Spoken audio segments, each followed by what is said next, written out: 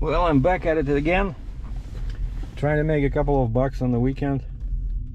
Went out yesterday night, even tried it until 10, and this is Uber, but DoorDash really surprised me. Like yesterday it looked like this. Do you see this? The entire Calgary is gray, meaning there's no orders. So in the morning, actually, this one was busy, then this one became busy, the west, then north, and then I moved here in this little plaza. There's a bunch of restaurants here, but they all open like at 11, and now it's only 10:30 Saturday, and everything disappeared. All the red color disappeared. But Uber already sent me like 5 probably orders, because you see this is Airdrie, so I denied every one of them because, you know, it's like ridiculous. Like for example, here this is Airdrie, I'm sitting here, so they want me to go to Cross-Sign Mills, which is like 10 kilometers north, and then deliver in Airdrie, so this is like 20 kilometers. And then yeah, Airdrie sometimes is busy. You see now this popped up, right, southwest, so maybe it'll towards 11 it'll become more busy. But oh yeah, and yesterday I experimented with they had this promotion. Uber was had an interesting promotion. If you go out after 5 and you stay until 10, every 3 trips they were giving you a bonus.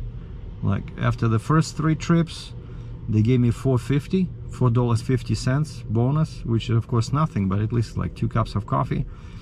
And then if you do another 3, they give you $7.50, and another 3 after that they give you 10. So basically every 3 trips you get rewarded. But I did the first 3, then second batch I only did 1, and it was already like 9:45. DoorDash was totally dead everywhere. I don't know, it's just that, you know, I like DoorDash, but it seems like they're dying, you know, they're having trouble, at least here in Calgary. Probably nobody's using them, I don't know. But the weather's good today. It's like -1, 0, so what is it, 272 Kelvin, 30 F, and I'm sitting outside of a car wash thinking of maybe getting my car washed, but it's a touch, you know, like regular car wash. But actually I used it once and I found it cleans better, because if I go to the touchless one, I always have dirt near the wheels on the fenders.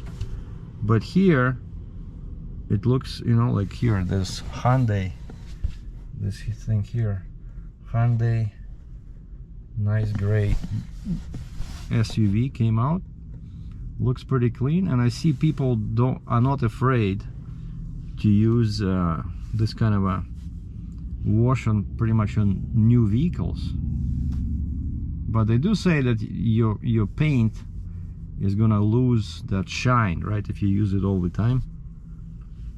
And plus there's a lot of dirt and moisture on the road, so I'm not sure, it would be just a waste of time. But anyway, was sitting here listening to news, and okay, hold on. Okay, here again, they try to, this is like 3rd time they're sending me this.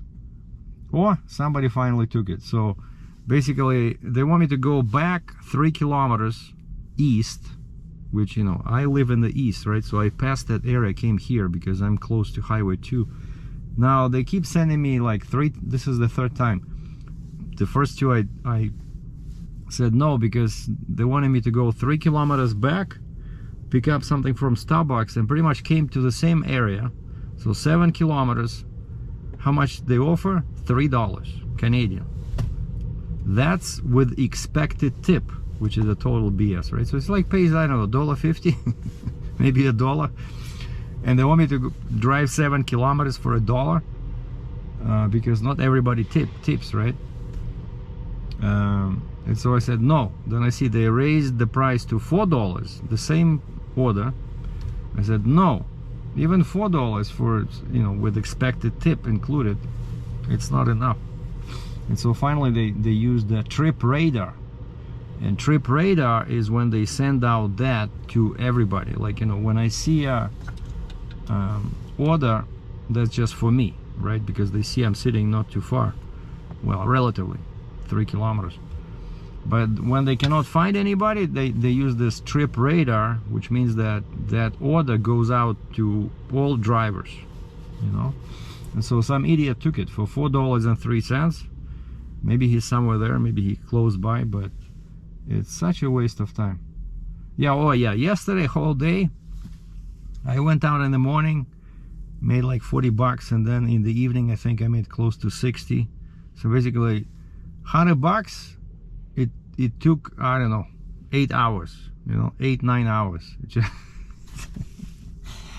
But anyway, so this is, you know, this of course it's all BS, but you know, I do enjoy driving my Jeep, and I look for opportunities to do some movies, you know, like if I see something interesting, I have my dash cam, I can just plug it. Where's my dash cam? You see, like here, so the camera is there. As soon as I see something interesting on the road, like maybe a big rig, you know, boom, I plug it in. No, like this. Yeah, I plug it in and it starts recording. The recording started. So, oh, and I used to do this job, by the way. You guys know about this? So this guy, see this? They gave him a very short trailer, single axle. And what is this? Freightliner. Yeah, Freightliner day cab, and he has a reefer, but probably, I don't know, 30 feet long trailer, so super easy to maneuver in tight areas, right? Because it's all busy here.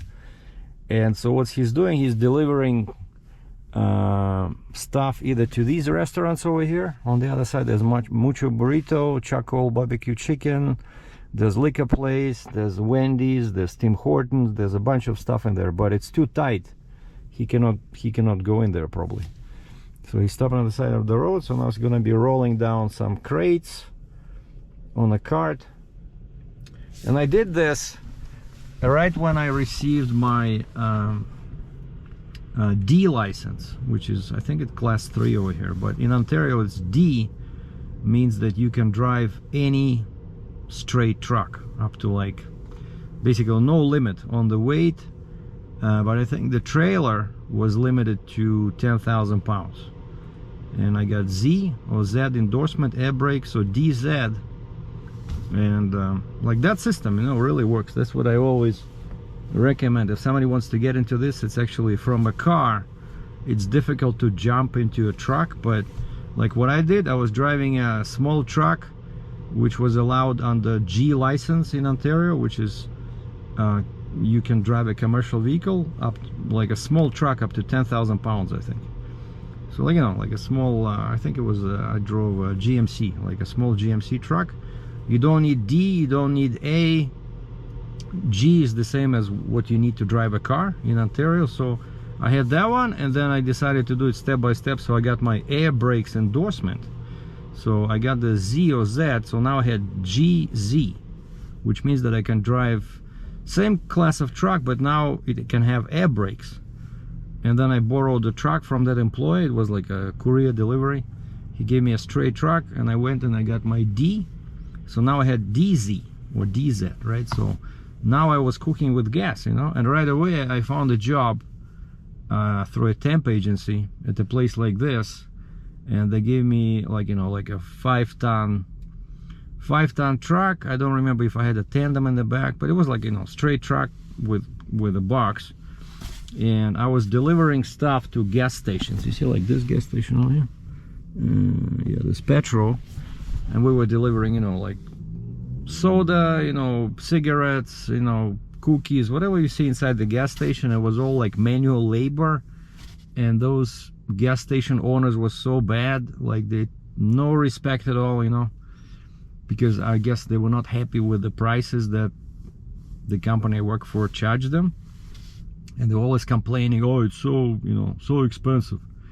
And you had to stock everything. I hated that, you know, like I'm bringing them stuff, and instead of just leaving it somewhere by the door, no, this goes in there, this goes in the freezer, this goes in here. So you have to unpack everything, put it, you know, like, because that's what they're used to, you know. And they keep complaining, basically no hi, no bye, no thank you, no nothing. It was, they're such ungrateful bastards, you know. That job really burned me out. And then that company, actually, they stopped using straight trucks and they switched to tractor trailers. Now imagine, in a straight truck, I had maybe like 8 stops in a day. Imagine it with tractor trailer, with a 53-foot trailer, and I think they put 2 guys in it, yeah, to help out. Oh yeah, okay, you see this guy, he's moving. What's he's moving? Yeah, basically Pepsi Cola, some drinks. And he's going over here. He's probably going to the back door. Oh yeah, he's going to the back door of the Mucho Burrito, like the secret knock. That's why he stopped there. And he just gives them this, and probably has some paperwork for them to sign. And this is a very like crazy job, I'm telling you, because quite often something would be missing, you know, especially like when we were delivering cigarettes. They were in closed, sealed plastic crates, like maybe 3 feet, 3-4 feet wide, 2.5 feet long, 1 foot tall plastic crate. You know, cigarettes are expensive, right?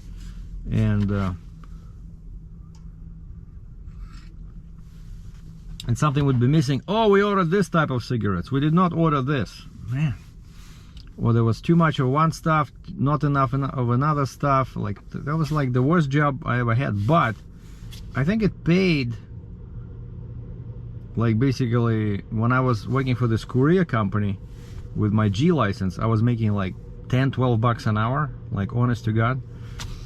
I was struggling. But then when I started doing this, I think it paid 17 bucks an hour. You know, it was a big jump. Except that my former boss from the courier company was complaining why I left him, because he gave me the truck for the test. I said, hey, if you want I can pay you, but like, I said, I'm sorry, but it's like a $5 difference an hour, you know. But I didn't tell him about the job, but I said, I gotta do what I gotta do, you know. I'm sorry, I cannot live on 10 bucks an hour. But he was pissed, you know. But it was very easy actually to pass the test when you already have the air brakes, right? Because air brakes, there's a total different routine. It was, so the lady came out. I still remember that I was doing it in Kitchener, Ontario, at that testing center. Lady came out, asked me to back a straight truck. Man, I can do that with my eyes closed, right? Do a pre-trip inspection, of course, at first, and then drive on the road. And I was already driving a truck before this, you know, same pretty much size. So it was like, it was a walk in the park, like, seriously. And she said, oh, you're not doing air brakes? I said, yeah, I already have them. Oh, okay. So she was happy. It was easy for her, easy for me. But then, of course, class A or class 1 in Alberta, that one took like, I don't know how many times. I think 2 times I failed, and then finally 3rd time I passed. The first time I failed was backing, of course, the most difficult thing for a novice to do in a semi-trailer. And then 2nd time, there was a lady, like 400-pound lady, and she was complaining. Basically, I did not feel the size of the truck, because of course, you know, semi-truck is much bigger than a regular straight truck, right? Like, even the cab can be bigger. And she said, you are straddling the lane. You were straddling the line. No, the lane. Yeah, like, basically my wheels went off into another lane. So yeah, I was still inexperienced, and so I kept training, paid for more driving time behind the wheel, and then eventually found a trucking school that the guy said all our students pass, because we go to a small town. We don't do it here in Toronto. He says the best deal is just go to a small town outside of Toronto. And he says the buddy over there, he says he's a former trucker. He's usually very sympathetic to truck drivers, like the inspector, Ministry of Transportation. And we go there. I was so nervous. I passed. The guy says, yeah, you're doing good, don't be nervous. And I come home and I have nobody to tell, you know, because I was alone. All my brother was in Russia, my mom was in Russia, right? And I called my brother in Moscow. I was like almost crying, you know, hey Alex, I said I passed. And I think he was quite amused, because he didn't understand the appeal of being a truck driver. But for me it was a huge deal, and then I got this job with a Challenger Motor Freight in Cambridge, Ontario, and I think they paid us, I don't remember, I think it was like 40 cents a mile or something like that, but it was already something. It was like 3-4 grand a month, you know. It was already way better than 10 bucks an hour. Oh, but anyway, why I started this, you see an Uber died. They stopped beeping, stop ordering me orders. Now DoorDash starts getting, you see, like pink. It's not busy, but it's getting there. But that's west, Calgary West and Calgary South. These are like always the best areas, but it's like 10 kilometers to drive over there. See, like this dash along the way, forget it. Yeah, I like this one, north, which is just on the other side of Highway 2, which is like a kilometer away. So as soon as this turns red, I'm going over there. But for now I'm sitting here because it's a good spot for these guys. But anyway, so yeah, I keep doing my eye exercises, taking vitamins, you know. Did some kettlebells this morning, feel pretty good. Cutting alcohol, so I want to get into better shape so I can pass this medical, maybe lose some weight. So I am getting my class 4 for sure, because this is, you cannot live in this. I don't know. Yesterday I was in a lineup at McDonald's and there was like 12-year-old girl. No, I'm kidding, because she had to have a license to drive, right? But a girl, I don't know, 17, maybe 18, standing there, I felt like an idiot, you know. Oh man, like, who does it? It's probably, I don't know, if you're like a teenager and your parents give you a car, you know, just to kind of like teach you how the economy works, right? And then they pay for gas and you have a free car, then yeah, you know, you make like 20-40 bucks, and then you can take your friends, go to movies or go to a restaurant, right? But for just to support yourself, especially when you are paying for the car, you're paying for the gas, you're paying for tires, you're paying for maintenance, I don't know. Okay, now we have boxes. That Indian guy in a turban is now moving boxes. It's all okay, it's burrito, so I'm guessing it's all kind of bread and all kind of, you know, whatever they use to make burritos. Actually, it's a pretty good place.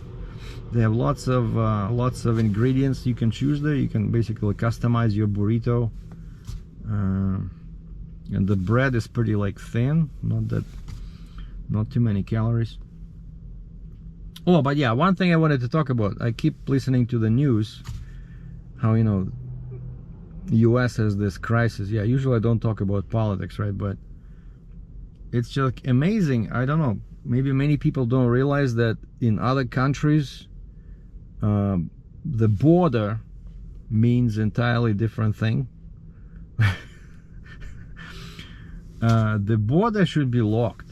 I don't know, like, it's so funny to me. Like, back when I lived in Soviet Union, right, the border, it was kind of like, basically they shoot you, you know. There's a double fence, probably spaced I don't know, like 10 meters apart, like 30 feet, and between those fences there's a piece of land which was what do you call it, kind of like raked, right? Like it had barrows, you know, like they had this little small tractor with a, like a plow or something, right? They would rake up that land so that it's easy to see footprints. It was like a science. We had this border patrol, which was a part of the army, actually, right? We didn't have like CBP, Customs and Border Protection, but the border was protected by the army, border troops, пограничные войска. So they had guns, they had everything, they had dogs, and so they would constantly walk the perimeter of the fence, and there's sensors everywhere. Basically, if somebody comes over that fence, maybe using, you know, what they did all these tricks, like they would use like something you put on your feet and your hands and to make it look like it's a bear. You know, you leave a print as a bear. But basically, imagine this. They notice single print, somebody walked across. It's an alarm. It's an alarm. The whole garrison is up. You know, they dispatch like these 100 guys with guns, you know, to catch that, you know, to make sure that it was really a bear, let's say, or not somebody. But like the border was, it was super strict. You know, it was a big deal if even one guy jumped over the fence. Like here, that's not a border. It's like an open field, right? And then they have all these machinery, right? They cut the fence, like Mexican bad guys, right? They cut the fence. They use machines to break the wall. Unbelievable. You know, they should do something like what they show in movies with South Korea, North Korea. At the border, there's a tower with a machine gun, right? And there's troops. If you approach the fence closer than, let's, I don't know, 50 meters, they start shooting. Like, I'm an immigrant myself, but I'm sorry, like, this is crazy. What, you know, what they're saying, 10,000 people cross the border every day illegally, and they cannot do anything. Yeah, because there's no border. You guys, US, there's no border. And then they say, and now Texas, right? I like what Texas is doing. They're packing these immigrants, illegal immigrants, and they're shipping them to other cities. And now, of course, Chicago mayor implemented all these fines, and so now bus drivers are just dropping people outside of Chicago in suburbs. But this is nuts, you know, this is nuts. They should use what we did in the Soviet Union. They should use some kind of an army regiment, like National Guard maybe, and just either use some electric charge fence, or just put some signs on, you know, like anybody comes closer to 100 meters, let's say, you can be shot, or something like that. But, and of course it's all taxpayer money, right? Like, they, even if they arrest them and then ship them back, it's expensive, right? You have to give them food, you have to give them shelter for a couple of nights. It's bad for everybody. So I don't know, but I'm telling you, like, to me as an outsider, it's ridiculous what US created, what they call the border. That's not a border. Border is when everything is locked. The people with guns, you cannot enter. You cannot make a hole and come in. You'll be shot. That's the border. So anyway, don't get me started. I know some people may be pissed about these comments, but it's just ridiculous. Like, so 10,000 people a day, so that's 300,000 a month. So 3 months you have 1 million illegal immigrants entering US, and of course not all of them are just seeking shelter. There can be some terrorists, you know, can be some crazy people, you know, some potential serial killers, I don't know, some criminals, right? Because nobody checks them. All right, finally, what do we have here? Dairy Queen. So look, 16 kilometers, and they pay $7. Man, but that's a good area actually. Hold on, let's see if DoorDash. Yeah, I see DoorDash just still bad, so screw this. I'm not doing $7 for 16 kilometers. Man, this Uber is so cheap. But that's the entire Calgary. And so you see this, some logos are kind of like brown and some are red. So red means it's busy. So today is Sunday, early morning, 10 after 8. I'm sitting near Starbucks. We'll go in maybe for a couple of hours. So last day of the year, and we're starting this news broadcast with some sad news. Yesterday I left my home at my phone. I left my phone at home and I went to get some non-alcoholic beer, I come back, I see I have a missed call, and it's this guy Umberto that I interviewed for my last video. And I said, hey, I missed your call, what's up? And he says, hey, can I call you? And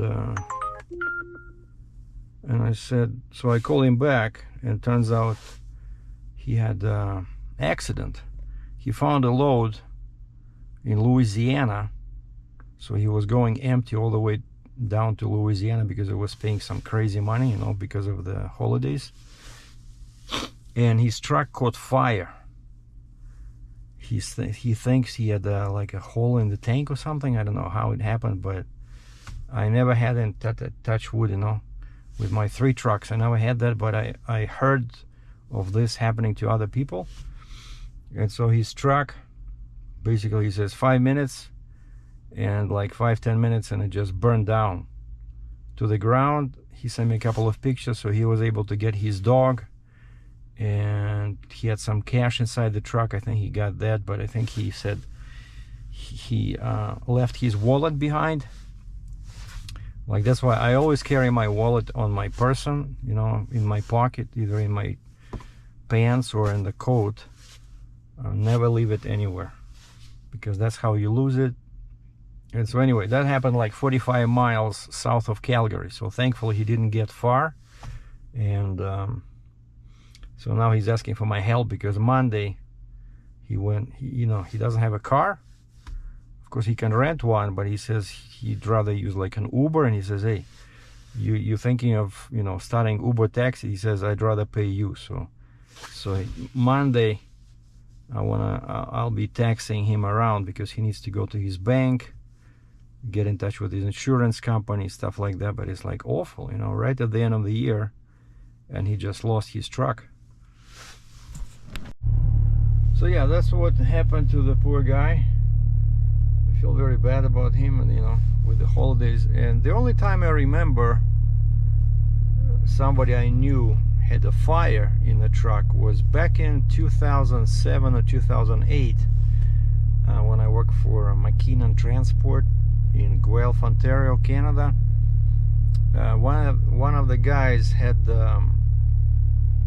you know, APU installed, and something went wrong, and that APU caught fire, and basically his truck was a write-off, and he owed a lot of money, and so they didn't even give him enough money to buy a new truck. So basically he lost his, and it was like not a very good truck, like a Mack, you know, but it was new, maybe a couple of years old. So he lost that Mack, and he just became a company driver. So I always remember this, and that's why I'm telling you, I was always super cautious of these APUs. Like, I just had a bunk heater for winter in my Kenworth in the International, and they worked fine. You know, in the summer you just find some shade, or extreme case you just you know, start the engine, run the engine, you know, for a little while. But or just usually, let's say I'm somewhere in Texas and it's like 100F, right? So I just hide inside the truck stop, you know, bring my laptop with me, I can watch movies, I can talk on the phone, I can do all kinds of things, right? Take a shower. Okay, my car wash is ready.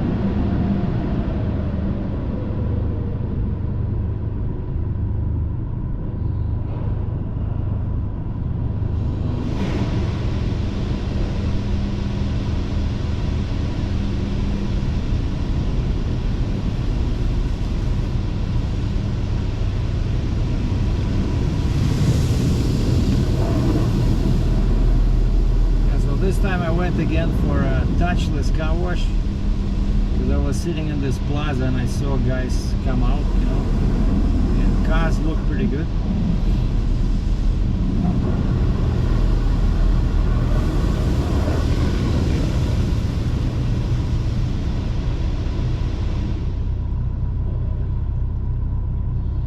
So this was, I think, 15 bucks Canadian. I went for a premium car wash.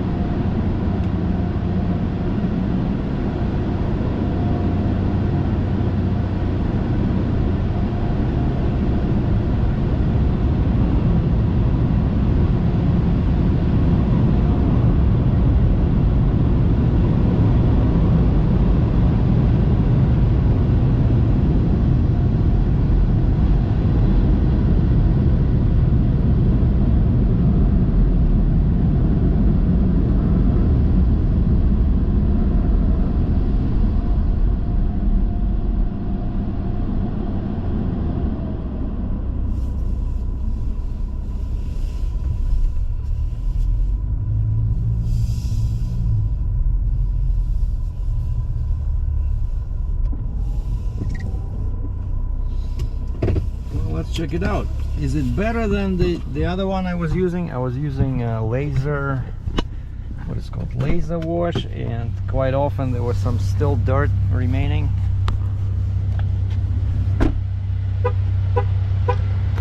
Oh wow, This one is actually better. It cleaned up all the dirt inside, which that other laser wash could never do. Oh, a little bit left in here, but that's fine. Yeah, definitely looks better. So I'm gonna come back to this touchless car wash. This is a co-op in this big plaza, Beddington Trail. Yeah, not perfect, but not bad, you know, for 15 bucks. Now my car is ready for the New Year holiday. Anyway, thanks to everybody for watching my videos in 2023. It was not an easy year, you know, trying to survive, make some money, change jobs, right? So first I was a freight agent, then I became independent freight broker, then I went to the heavy equipment operator school, learned to work with a wheel loader and anything on tracks. Then I worked for 2 months as a skid steer operator, and now I'm doing all kinds of things again, trying to survive. First time in many years I had some luck with freelance photography, right? Did 2 days on the Stampede, 4 hours each, so they paid me 200 bucks a day, twice, with free drinks, free food, you know. And then I did a couple of maternity shoots for this young couple where the wife was pregnant, expecting for the first time. Did that twice. I think they paid me $250, again all Canadian of course, $250 total for 2 photo shoots. And then last but not least, I did a Christmas party for this corporate event, and they paid me 150 bucks. So, you know, multiple streams of income, that's where it's at. So hopefully in 2024 my income will improve, I'll have more streams.